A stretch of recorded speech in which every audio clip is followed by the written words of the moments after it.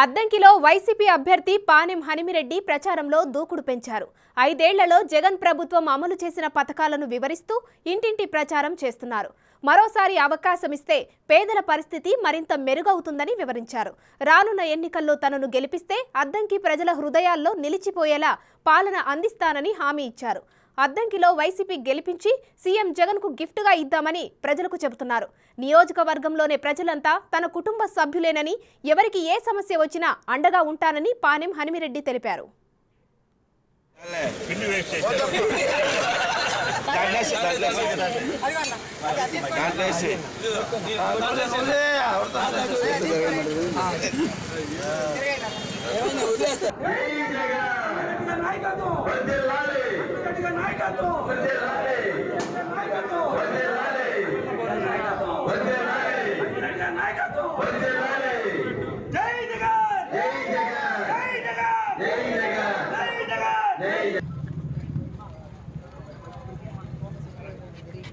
ఎక్కడ